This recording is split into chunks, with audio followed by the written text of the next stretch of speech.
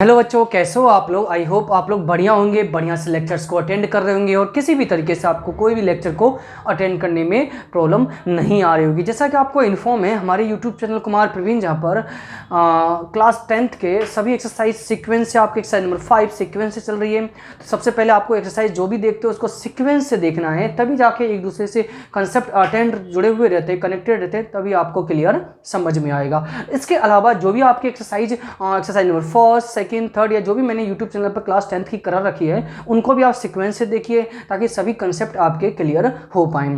ठीक है बच्चों, जब भी आप लेक्चर को देखते हो, लेक्चर के कमेंट बॉक्स में अपना नाम जरूर लिखें ताकि हम लोगों को पता चल सके कि बच्चे हमारे लेक्चर्स को अटेंड कर रहे हैं और हम उनके लिए कुछ बेस्ट से बेस्ट एफर्ट लगाएं। ओके बच्चों, अब हम बात करते हैं, हमारे प्रीवियस लेक्चर में हमने एक्सरसाइज नंबर 5.3 कंप्लीट किया था।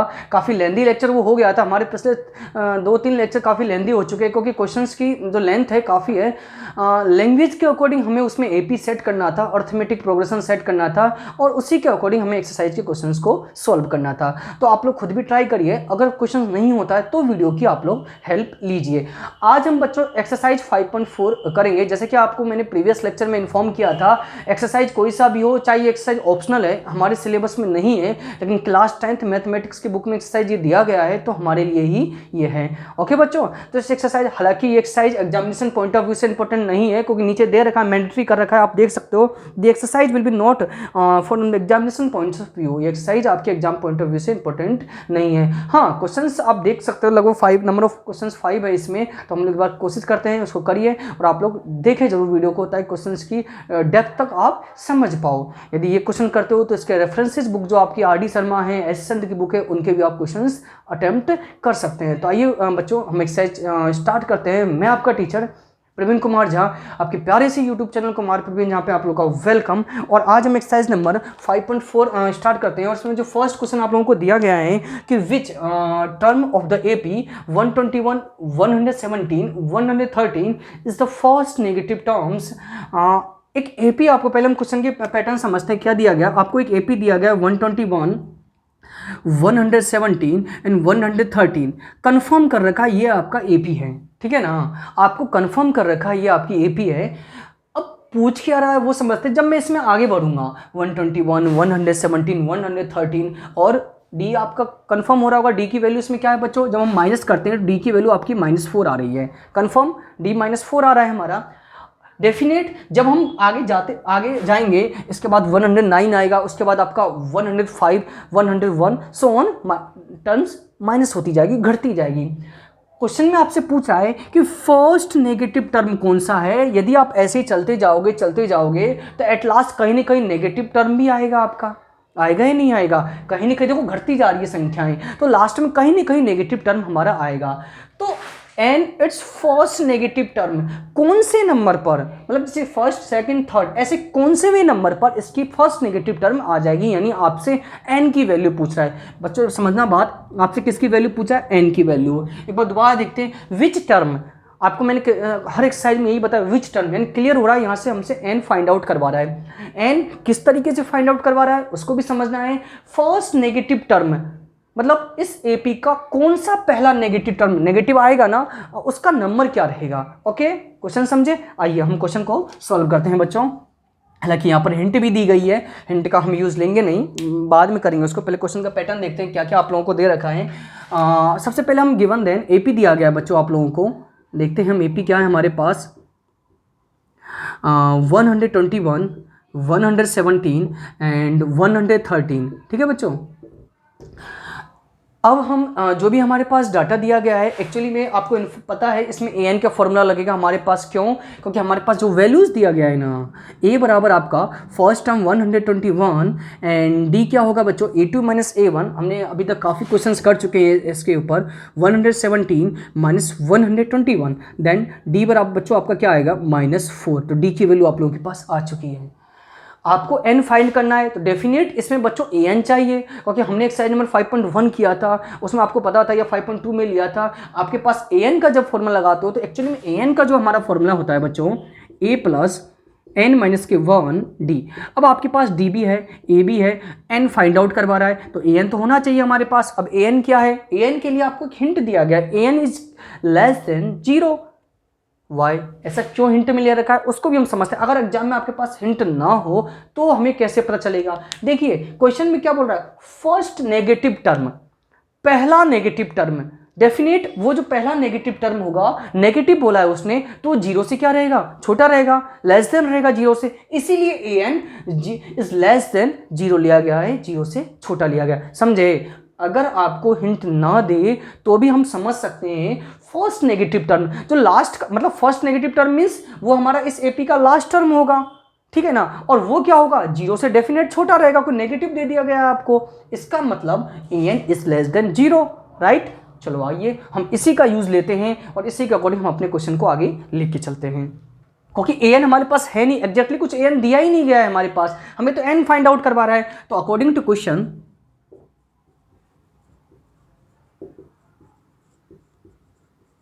हाँ अकॉर्डिंग टू क्वेश्चन, पहले हम अकॉर्डिंग टू क्वेश्चन फॉर्मूला हमारा जो दिया गया है, according to question first negative term this AP, this AP is first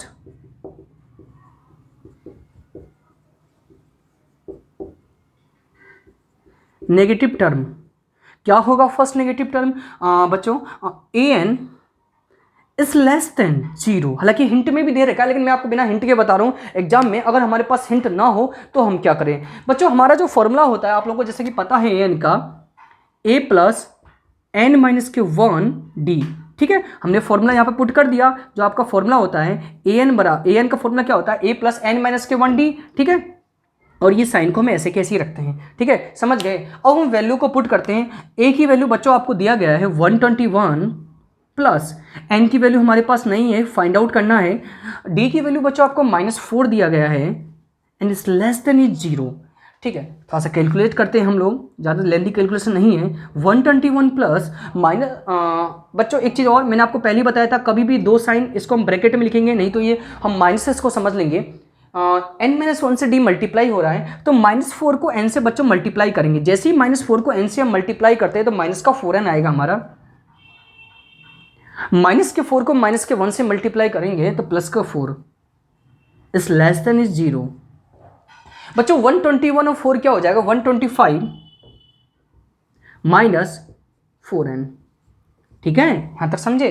कुछ नहीं करना है आपको, यहाँ पर हेजिटेट नहीं होना है, ये आपको दिख रहा होगा लेस देन -4n का हम ट्रांसपोज करेंगे बच्चों, जब ट्रांसपोज करेंगे तो आपका एक्चुअली में आएगा 125, ये आपका ट्रांसपोज होकर इधर क्या हो जाएगा, इज लेस देन 4n, ठीक है बच्चों, समझ गए यहाँ तक, इज लेस देन 4n। अब हम क्या करेंगे, डिवाइड देंगे किसमें, 4 का 125 में, 125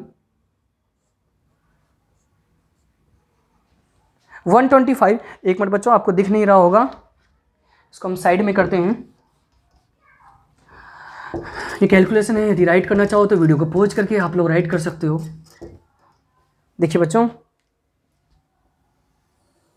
बच्चों हम 4 का डिवाइड 125 में देंगे, 125 अपॉन 4, ठीक है ना, समझ गए यहाँ तक। हम इसको डिवाइड देते हैं, देखिए बच्चों 125 4 3 जा 12, ओके, 0 5 4 1 जा 4 1, ठीक है।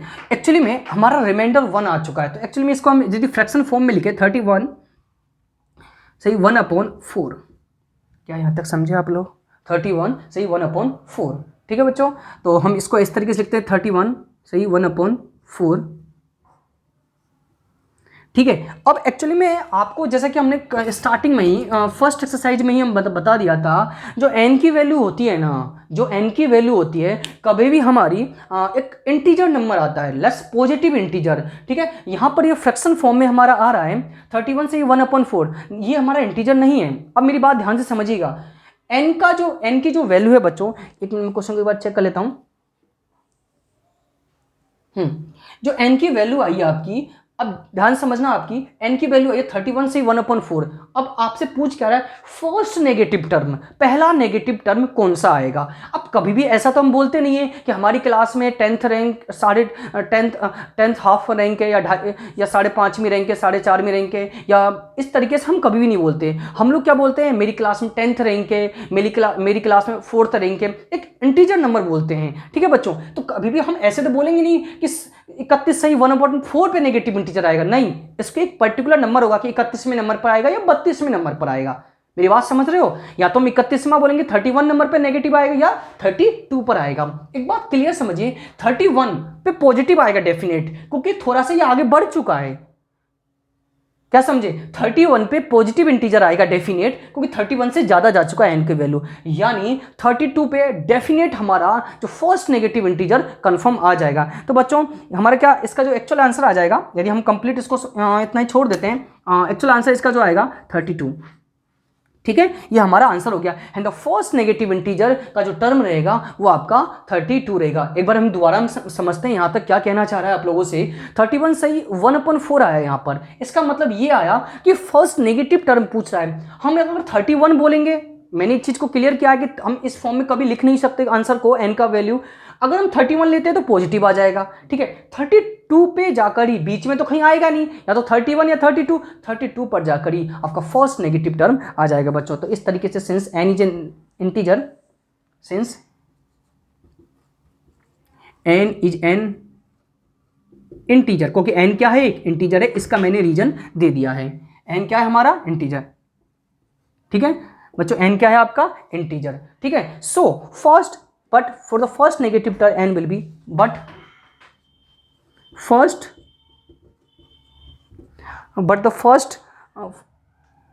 negative term, first negative term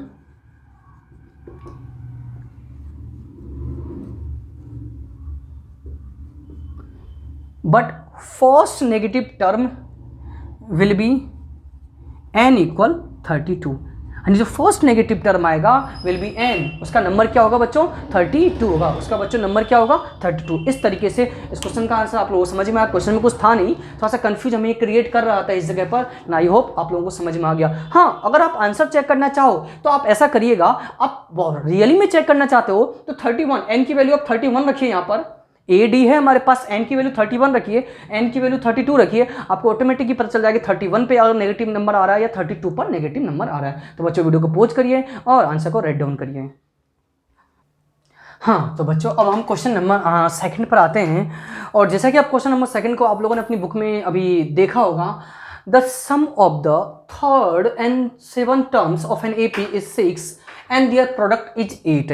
देखिएगा एक एक करके हम क्वेश्चन को दोबारा से हम लेते हैं, क्या कह रहा है आप लोगों से, the sum of the third, देखिएगा गौर करिएगा, थर्ड एंड 7th, किसका, थर्ड और 7th टर्म का जो सम ऑफ है वो क्या है, 6 दिया गया है। थर्ड और 7th टर्म का सम ऑफ दिया गया है, 6 दिया गया है। थर्ड और 7th टर्म का सम ऑफ 6 दिया गया, गौर से सुनिएगा। तो मैं एक बार लिख देता हूँ रफ में, थर्ड A3 और 7th का सम ऑफ क्या दिया गया, 6 दिया गया है। थर्ड और 7th टर्म का सम ऑफ 6, आगे एंड दियर प्रोडक्ट इज 8, और उन्हीं का जो प्रोडक्ट है ना, उन्हीं का जो प्रोडक्ट है A3 इंटू A7 क्या दिया गया आप लोगों को, 8 दिया गया है। A3 इंटू A7 आपको क्या दिया गया है, 8 दिया गया है। ये आपको डाटा दिया गया according to question. Find the sum of first 16 terms, यानी S16 की वैल्यू आपसे पूछ रहा है। तो स्टूडेंट हमें एग्जामिनेशन में यही करना है, पहले डाटा कलेक्ट करना है। क्वेश्चन में क्या क्या डाटा दिया गया है उनको पहले हम कलेक्ट करें, ताकि हमको पता चल जाए कि हमें डाटा क्या है एक्चुअली में। कई बार हम एग्जामिनेशन में कंफ्यूज हो जाते हैं कि हमारे पास है क्या, क्या पूछ रहा है। डाटा कलेक्ट किया, पूछ क्या रहा है, S16 फॉर्मूला लगाएंगे n/2 2a plus n minus के 1d, यानी a n d, 3 चीज चाहिए बच्चों। n है आपके पास 16, देखिए n तो है आपके पास 16, ठीक है। अब आपको a और d चाहिए, 2 चीजें चाहिए आपको, चाहिए नहीं चाहिए। अब ए और डी कहां से लाओगे, आपके लिए उसके लिए आपको 2 हिंट दिए गए हैं। ये इन हिंटों के हेल्प से हम क्वेश्चंस बनाएंगे और ए और डी की वैल्यू फाइंड आउट करेंगे। आइए अब देखते हैं क्वेश्चन। गिवन देन, ठीक है, दिया क्या गया है, गिवन देन क्या, अकॉर्डिंग टू क्वेश्चन हम लेते हैं। क्योंकि इसमें गिवन तो कुछ किया नहीं गया है। हाँ, अकॉर्डिंग टू क्वेश्चन। अब क्या क्या दिया गया है, थर्ड और सेवंथ टर्म का सम ऑफ A3 प्लस A7, आपको क्या दिया गया बच्चों, 6। थर्ड और सेवंथ टर्म का सम ऑफ क्या दिया गया, 6। अब हमारे पास ध्यान होगा 5.1 एक्सरसाइज हमने किया था, वहां पर हमने क्या किया था, यहां पर सीधे फॉर्मूला पुट किया था। फॉर्मूला हम लगाएंगे a प्लस एन माइनस के 1d। अब बच्चों a plus A, first term हमने a लिया है, लेट फर्स्ट टर्म a, देखिए मैं यहां पर लिख भी देता हूं, लेट फर्स्ट टर्म बराबर a and common difference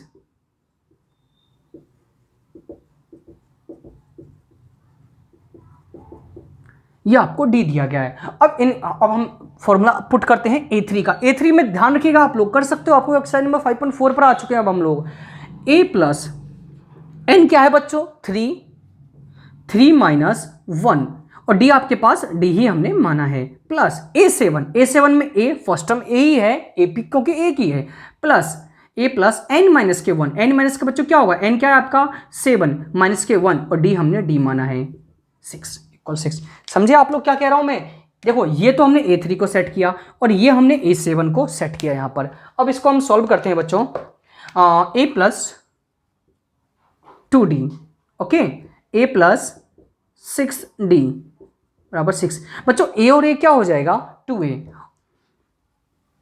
2d और 6d क्या हो जाएगा बच्चों, 8d बराबर 6। अब हम क्या करेंगे, कॉमन लेंगे इसमें बच्चों, 2 कॉमन आ रहा है हम लोगों का, a प्लस 4d बराबर 6। 2 मल्टीपल में है, डिवाइड में जाएगा बच्चों, क्या आ जाएगा आपका 3। तो एक्चुअली में हमारा जो क्वेश्चन बना a प्लस 4d बराबर 3, क्या समझे यहाँ तक आप लोग, a प्लस 4d बराबर बच्चों हमारे क्या बना 3। एक स्टेप कंप्लीट, सेकंड स्टेप आते हैं, दोनों का प्रोडक्ट बच्चों, दोनों का जो प्रोडक्ट दिया गया है वो आपको 8 दिया गया है। तो वापस से अकॉर्डिंग टू क्वेश्चन,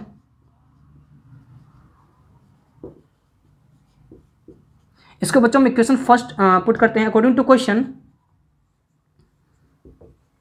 क्या दिया गया है आपको, A3 into A7, A3 into A7 आपको दिया गया है बच्चों 8, यानी दोनों जो थर्ड टर्म है और सेवन टर्म जो है उनका मल्टीप्लाई क्या है हमारा 8 है। अब हम क्या करेंगे, यहाँ पर वही पहले की तरह हम फॉर्मूला पुट करेंगे, और फॉर्मूला जब हम पुट करेंगे तो A3 क्या आएगा बच्चों, A3 वही a प्लस एन माइनस के 1d, a प्लस के एन माइनस 1d पर जब जाएंगे वही हमें फॉर्मूला पुट करना है। तो बच्चों मैं इसको इरेज कर देता हूँ, आप लोग राइट करना चाहो तो राइट कर सकते हो, ठीक है बच्चों, वीडियो को पूछ करके आप लोग राइट करिएगा। अब हम देखते हैं आगे क्वेश्चन को, ठीक है बच्चों, यहां पर A3 इंटू A7 दिया गया। A3 में वही पहले की तरह हम लोग करते हैं, A3 क्या दिया गया, a प्लस एन माइनस के 1 बच्चों, तो n क्या है 3 माइनस के 1d, ठीक है। एक तो डाटा ये आपका आ गया, मल्टीपल में है तो ब्रैकेट ध्यान से लगाना है, इंटू A7 बच्चों a प्लस 7 माइनस के 1d, और इक्वल क्या है आपके 8। सॉल्व करेंगे बच्चों, समझ गए ना, ये आपका क्या है A3 का डाटा है, और ये आपका क्या है A7 का डाटा है, ये A3 का, ये A7 का डाटा है, और बीच में दोनों क्या हो रहे हैं मल्टीप्लाई। बच्चों सॉल्व करते हैं, a प्लस 2d, ठीक है, और ये आपका आया a प्लस 6d। क्या यहां तक समझे आप लोग, नॉर्मल सी कैलकुलेशन है, a plus 2d a plus 6d। अब हम करें क्या, अब हम ऐसा करते हैं बच्चों, इसमें हम इसको पहले मल्टीपल करते हैं आपस में बच्चों। a को a से मल्टीप्लाई करेंगे तो क्या आएगा a स्क्वायर, a को 6d से मल्टीप्लाई करेंगे तो क्या आएगा बच्चों 6ad, 2d को a से करेंगे बच्चों क्या आएगा 2ad, ठीक है बच्चों। 2d को 6d से करेंगे तो बच्चों क्या आएगा 12d स्क्वायर, ठीक है। दोबारा समझिए, a को a से क्या a स्क्वायर, a को 6d से क्या 6ad, 2d को a से क्या 2ad, 2d को 6d से क्या 12d स्क्वायर। अब हम क्या करते हैं, सेम डाटा है उनको हम लोग सॉल्व करते हैं, a स्क्वायर 6ad 2ad बच्चों क्या हो जाएगा 8ad, ठीक है, प्लस 12d स्क्वायर बराबर 8। अब यहाँ पर जाके थोड़ा सा हमें कन्फ्यूजन क्रिएट होगा बच्चों कि करे क्या, तो आप थोड़ा सा गौर से देखोगे, हमारे पास a प्लस 4d यहाँ से हम अब हमारे पास क्या है, ये इक्वेशंस बन चुकी है। इक्वेशन तो खैर क्या बनी है, तो ध्यान से हम देखें, आपको क्वेश्चन को इस तरीके से सेट करना, मल्टीप्लाई करने पे 12 लाना है और ऐड करने पे क्या लाना है बच्चों, 8AD। यही है ना अपना जो इक्वेशन होता है, क्वाड्रेटिक इक्वेशन आप लोगों ने किया भी होगा, EX² + BX + C, AX² + BX + C। ठीक है, अब यहाँ पर हम लोग क्या करते हैं, मल्टीप्लाई करने पे आपको 12A² D² लाना है और ऐड करने पर 8AD लाना है बच्चों। ठीक है, 8AD लाना है, समझ रहे हो मेरी बात। तो ऐड करने पे 8AD लाना है, तो क्या आएगा 6AD + 2AD। हालांकि बच्चों इसको हम ये हमारा इसको हम इस तरीके से ना करके ये हमने ये हम कॉमन ले लेते हैं बच्चों, इसको हम फैक्टराइजेशन कर देते हैं। ठीक है, फैक्टराइजेशन बेटर रहेगा, कुछ नहीं तो उससे लेंदी हो जाए, वापस से हमें वही स्टेप्स आनी है। तो ऐसा करते हैं, इसमें से बच्चों हम लोग A + 2D A + 6D, एक मिनट इसको हम करते हैं जब तक आप लोग इसको यहाँ तक देखिए। हाँ, तो बच्चों हम लोग अभी हमने मल्टीप्लाई किया इसको, तो मल्टीप्लाई करना बेटर नहीं होगा क्योंकि वापस से हम मल्टीप्लाई करेंगे, कॉमन लेंगे, वापस से वही लाइन आ जाएगी। तो इससे बेटर ये रहेगा, हम लोग ऐसा करते हैं, यहाँ पर क्या A + 2D, इसको भी हम रेज करते हैं, A + 2D और A + 6D आपके पास लिखा हुआ है। बेटर ये रहेगा क्योंकि मल्टीप्लाई करने से कोई फायदा नहीं, वापस से वही लाइन हमें लानी पड़ती है। हम यहाँ पर क्योंकि हमें A या D दोनों की वैल्यू निकालनी है, एक्चुअली में हम क्या करते हैं, इक्वेशन फर्स्ट से A या D की वैल्यू निकाल लेते हैं। तो एक्चुअली में यहाँ पर question from equation first find the value A, equation first से हम जो वैल्यू फाइंड करेंगे वो A की फाइंड करेंगे। तो देखिए हम लोग क्या कर रहे हैं, फ्रॉम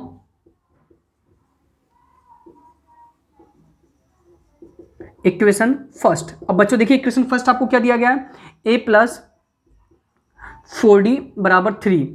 4D का हम ट्रांसपोज करेंगे, A = 3 - 4D।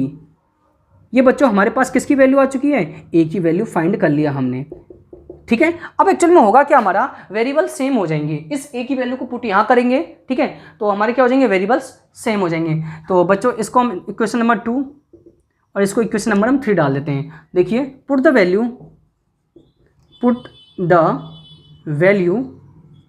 A इन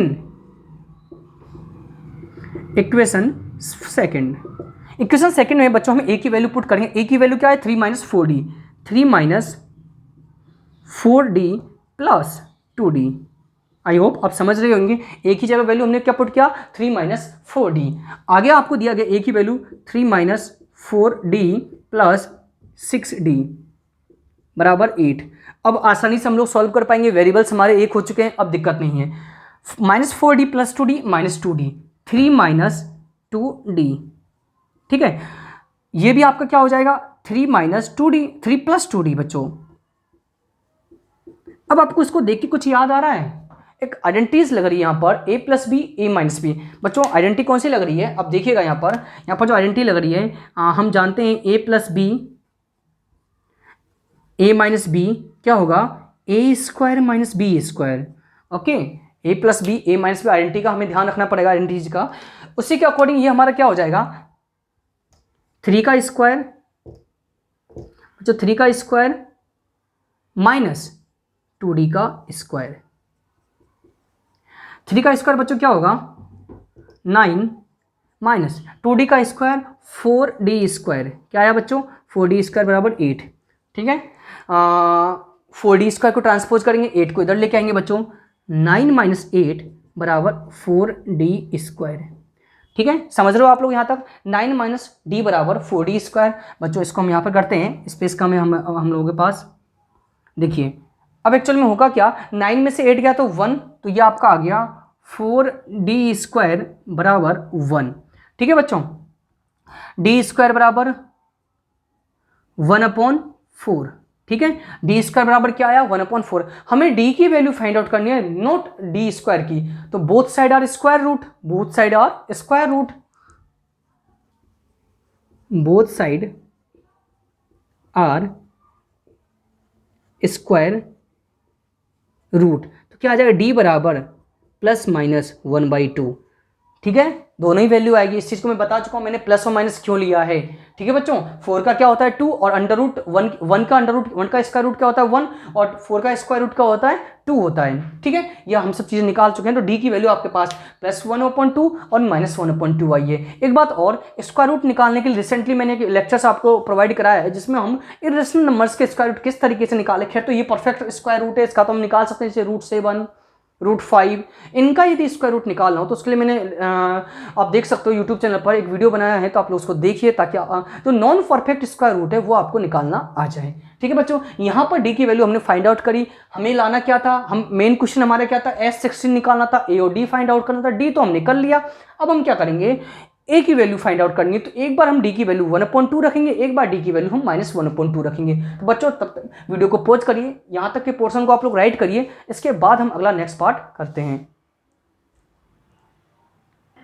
हाँ बच्चों देखिए, हमारे पास डाटा एक था a+4d = 3 आया था डाटा। ठीक है, और एक डी की वैल्यू, दो डाटा है हमारे पास। अब हम इन्हीं का यूज करेंगे। बच्चों ये क्वेश्चन नंबर फर्स्ट थी, आपको पता होगा, मैंने यहाँ पर भी रफ में लिखा है, आप लोग मत लिखिएगा। क्वेश्चन नंबर फर्स्ट था हमारा ये। इसमें डी की वैल्यू पहले तो 1/2 पुट करेंगे, फिर डी की वैल्यू -1/2 पुट करेंगे और ए की वैल्यू हमारी 2 आ जाएगी यहाँ पे। आइए बच्चों क्वेश्चन को आगे करते हैं। देखिए पुट d बराबर 1/2। ठीक है, तो a+4, डी की वैल्यू बच्चों क्या रखें 1/2 बराबर 3। 2 से बच्चों 4 कितनी टाइम्स क्या, 2 टाइम्स, a+2 बराबर 3, a बराबर 3 - 2, a बराबर बच्चों क्या आ गया आपका 1। तो एक तो a आपका ये आ चुका है, d आ चुका है। अब हम SN निकालें, तो निकालते हैं SN। we know that SN n/2 2a + n-1d। बच्चों हमारे पास a आ चुका है, हमारे पास d फाइंड आउट कर लिया है हम लोगों ने। अब हम आसानी से SN फाइंड आउट कर सकते हैं। तो SN मीन्स S16। बच्चों n की वैल्यू क्या 16/2, 2 a की वैल्यू क्या है हमारे पास 1 प्लस n की वैल्यू क्या है बच्चों 16 -1 और d की वैल्यू हमने फाइंड आउट करी थी 1/2, अभी ले रहे हैं। ठीक है बच्चों, S16 16/2 8, 2 को 1 से मल्टीप्लाई करेंगे 2, 16 में से 1 माइनस होगा 15/2। ठीक है बच्चों, यहाँ तक आप लोग समझे। S16 8, बच्चों एलसीएम लेंगे 2, यहाँ अपन में कुछ नहीं तो 1, या आपका जगह 2 + 15, सॉरी बच्चों यहाँ पर 1 की टेबल में 2 1 की टेबल में 2 बार आएगा, 2 को 2 से मल्टीप्लाई करेंगे तो 4। ठीक है, यहाँ तक आप लोग समझे। अब हम S16 8 × 19/2, 2 की टेबल से 8 क्या जाएगा बच्चों 4 टाइम्स, 2 की टेबल से 8 क्या जाएगा 4 टाइम्स। अब हम इसको इरेज कर देता हूँ बच्चों हम लोग, अब जो देखिएगा आगे देखिए S16 बराबर 4 × 19, S16 बराबर 4 9 जा 36, 3 4 1 जा 4 76। तो आपकी जब d की वैल्यू 1/2 हो, जब बच्चों d की वैल्यू 1/2 हो तो SN क्या रहेगा आपका, S16 क्या रहेगा 76। अब हम क्या लेंगे, पुट d बराबर 1/2, d बराबर -1/2, पुट d बराबर -1/2। ठीक है, अब हम d बराबर -1/2 पुट करेंगे तो बच्चों हमारी इक्वेशन क्या है, एक पुट d बराबर 1/2 इन इक्वेशन फर्स्ट, यहां भी लिख सकते हैं इन इक्वेशन फर्स्ट। ठीक है बच्चों, आप चाहो तो यहां भी लिख दीजिएगा। अब हम जैसे लिखेंगे a+, आपका इक्वेशन क्या था 4d, a+, बच्चों a की वैल्यू हमारे पास क्या नहीं है प्लस, क्योंकि a इस बार हमारा अलग आएगा 4, d की वैल्यू क्या है बच्चों -1/2 और इक्वल में क्या है आपका 3, ये था ना इक्वेशन a + 4d बराबर 3, 2 की टेबल से ये गया 2 टाइम्स, a - 2 बराबर 3, a बराबर 3 + 2, a बराबर बच्चों हमारा 5 आ चुका है। a आपका आ गया 5, a आपका आ गया 5, a आ चुका है। वी नो डेट बच्चों, a आ चुका है, d आ चुका है। We know that, we now SN बराबर n/2 2a + n-1d। देखिए बच्चों जितनी कंडीशन है हमें सभी एस एन की कंडीशंस निकालनी है। अब S16 n क्या है बच्चों 16/2 2a की वैल्यू बच्चों क्या आई है हमारे पास 5 आ चुका है, अब ध्यान रखिएगा, प्लस n क्या है बच्चों 16 माइनस के 1 और d की वैल्यू इस बार बच्चों हम ले रहे हैं -1/2, ध्यान रखिएगा इस बार हमारा है d की वैल्यू -1/2। ठीक है बच्चों, नेक्स्ट फेज में करते हैं इसको हम लोग। ठीक है, अब आगे करते हैं बच्चों S16 बराबर 8 2 5 10 प्लस 15 आया है और -1/2 को 15 से मल्टीप्लाई किया तो -15/2 हो जाएगा बच्चों, ये आपका क्या हो जाएगा -15/2, ये आपका हो चुका है। समझो यहाँ पर 2 को 5 से मल्टीप्लाई करेंगे 10, 16 में से 1 जाएगा 15 को -1/2 से मल्टीप्लाई करेंगे -15/2। यहाँ तक समझे बच्चों आप लोग। आइए अब आगे हम कैलकुलेट करते हैं S16 बराबर 8। देखिए बच्चों यहाँ पे कुछ नहीं है तो 1 है एलसीएम, क्या है यहाँ पर एलसीएम 1 है, 2 और 1 का एलसीएम क्या आएगा बच्चों 2, 1 की 10 2 बार आएगा, 2 को 10 से करेंगे तो 20 -15। ठीक है बच्चों, S16 8 इंटू 20 में से 15 माइनस होगा 5/2, 2 की टेल से 8 क्या जाएगा 4 टाइम्स जाएगा, S16 बराबर 4 5 जा 20। तो बच्चों एक हमारा जो आया 16 S16 सम ऑफ आया 20, क्या आया आपका 20। तो इस तरीके से हमारा 2 आंसर्स हैं इसके, hence the sum of 16 term, hence the sum of 16th term, sum of 16 terms, एक तो आपका क्या आया बच्चों 20 और एक आपका आंसर आया है 76। ठीक है, दोनों ही आंसर लेना है, the sum of 16 terms 20 and 76। तो बच्चों इस तरीके से हमने एक्सरसाइज को कवर की, एक्सरसाइज के 2 क्वेश्चंस को कवर किया। काफ़ी लेंथी वीडियो हो रहे हैं, लेकिन एक्चुअली मैंने आपको उस दिन भी बताया था लेक्चर भले ही लंबे हो लेकिन एक बार आप सीख गए तो इन्हीं क्वेश्चनों को आप 2 से 3 मिनट में आसानी से अटैम्प्ट कर सकते हो। तो बच्चों क्वेश्चन में कुछ नहीं था, पैटर्न समझना था, डी की वैल्यू हमारी 2 आई थी, उन दोनों डी की वैल्यू से आपको SN 2 फाइंड आ चुके, 2 आंसर आ चुके हैं। तो बच्चों करिए क्वेश्चंस की प्रैक्टिस करिए, पुराने जो प्रीवियस लेक्चर्स है उनको पहले देख के आइएगा, तब जाके ये लेक्चर आपको अच्छी से समझ में आएगा। So thank you students, thank you for watching this video and attend this session.